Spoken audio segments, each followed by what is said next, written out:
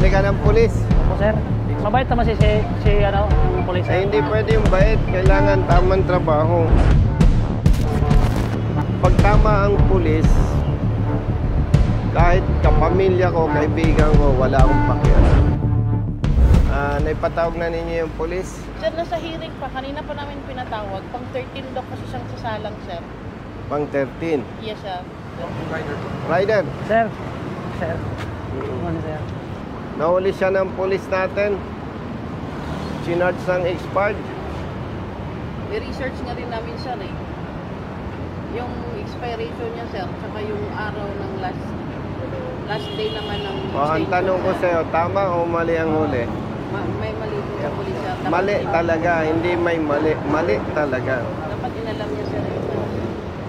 Eh, kaya binibigyan ko ito ng atensyon. Kung hindi natin ma-correct, brother, pwedeng maulit-ulit pa. Actually, nag-send ako ng letter sa PNP suggesting na isuspend muna yung panghuhuli ng pulis sa mga traffic violators. Purposely, mag-seminar muna o ma-refresh. Yes, sir.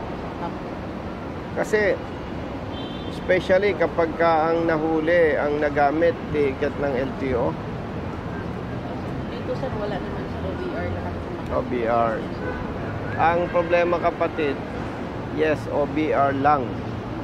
Pero pag nahuli mo yung motorista, number one, kung nagtiwala sa pulis na tama ang huli, mumulta siya. Kung mali naman ang huli, mag-contest, absent sa trabaho. Eh, kawawa naman. Paano kung vendor lang? Diba? So, gusto kong i-clarify sa inyo, kapatid. Pag tama ang pulis, kahit kapamilya ko, kaibigan ko, wala akong pakialam. I-correct na natin, kapatid, para pag nag-retire tayo, hayahay ang buhay. Tama ang trabaho. Nakakasira din yan sa sa PNP. Mas marunong pa yung motorista. Ngayon, tanggapin natin na may problema tayo. Sabihin na natin nakakatawa ang PNP, nakakahiya. Pero at least, pag na-correct natin, magiging maayos na yan. Yes, Yes, sir. wala pa yung wala pa yung pulis na umuli sa kanya. Katapusan? Yes, Yes, sir. doon tayo sa office ni Yes, sir. Rider, po ka dito. Sir, ticket niya, sir. Brother, Yes, sir. Pinatubos ko na, sir. tao mo si Opo, sir. Yes, to. si Esto. Yes. Gano'n nakatagal na siyang may paniket? Nung dumating ako sa January, may panitig mo sila, sir. Basta, saan ka galing bago naka-assign dito? Antay, sir. By the way, Hepe, for your information, recorded tayo, no? Ang ano lang naman ito, walang personal issue for public awareness. Ang pangarap natin, pag-retire na tayo, wala na mga complaints na pulis, hindi marunong manghuli, pulis, abusa, lahat na. Eh, kawawa naman masyado yung namatay dahil sa serbisyo. Tsaka kawawa ang organization. Maliit na porsyento lang nagkakamali, pero ang paningin ng publiko, buong organization. Okay, tumawag sa'yo kasi nga ito. Hinuli ng police natin, expired registration. Pero hindi naman. Ngayon, kaya ni-request ko sa inyo na may patawag para ma-discuss ko briefly yung mali niya. Then after that, turn over ko sa IAS para mabigyan ng appropriate administrative sanction. Kasi kung alam mo, mabait naman tayo, alam mo yan.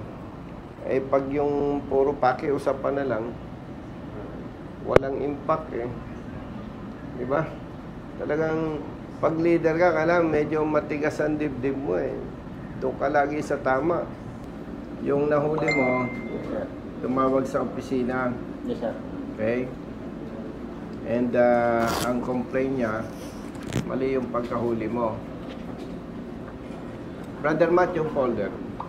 Ikaw ang nag-ticket sa kanya, no? Yes, sir.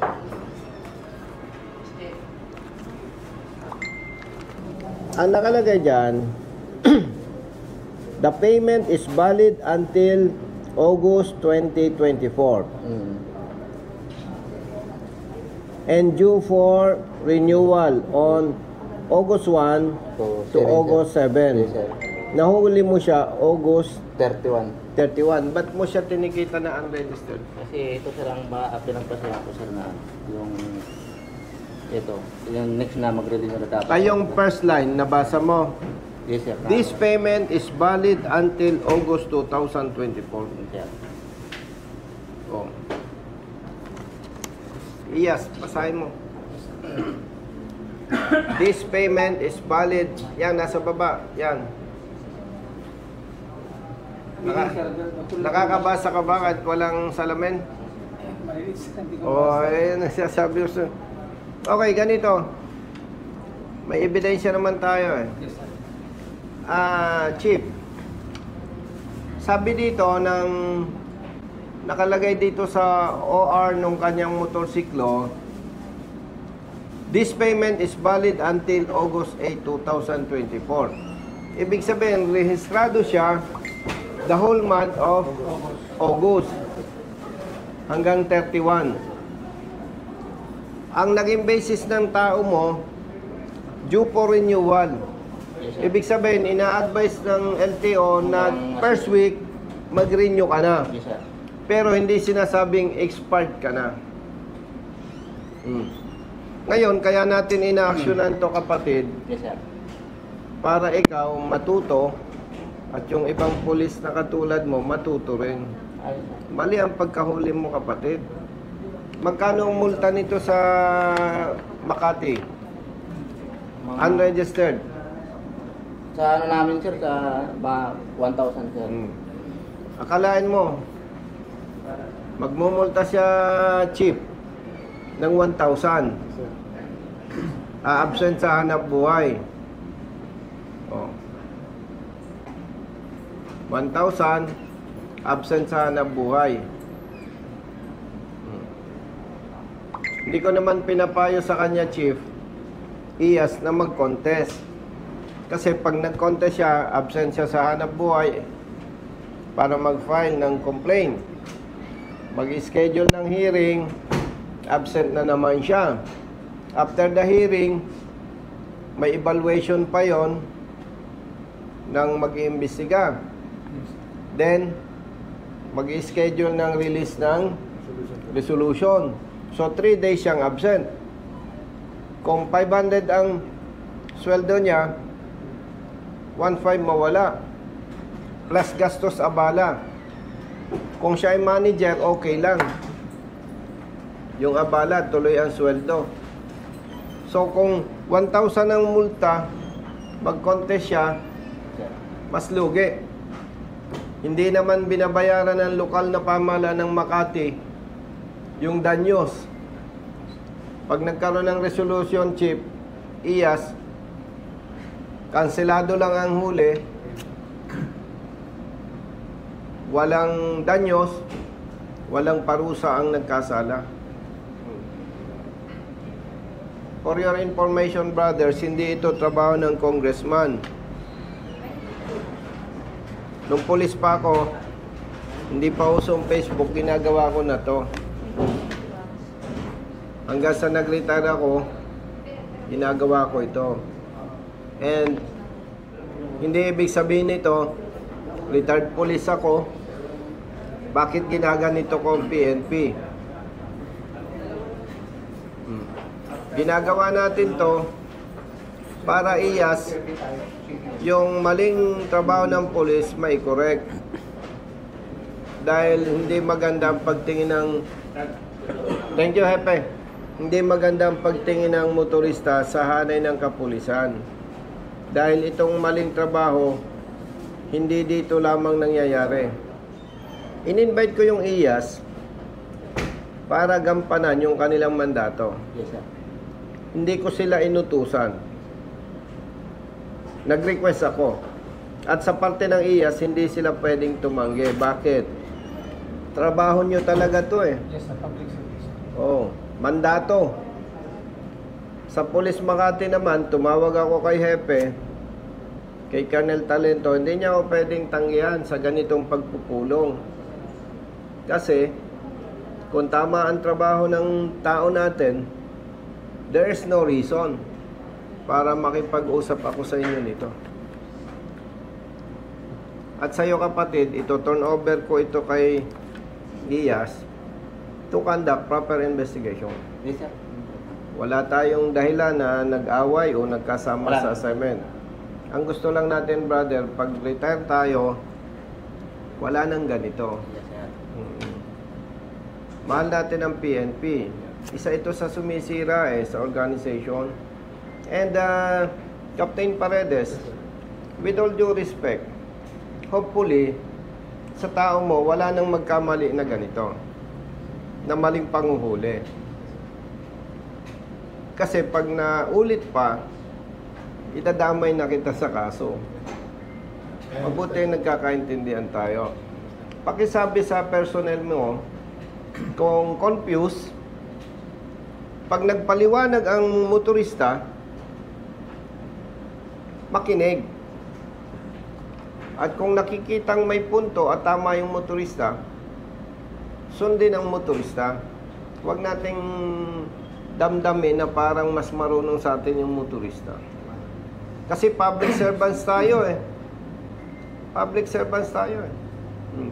And brothers, gusto ko sabihin sa inyo, hindi ko ginagamit yung position ko.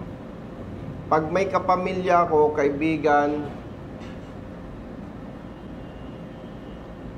nag-name drop, binanggit pangalan ko, pag tama ang trabaho ng tao ninyo, Captain Paredes, tuluyan nyo.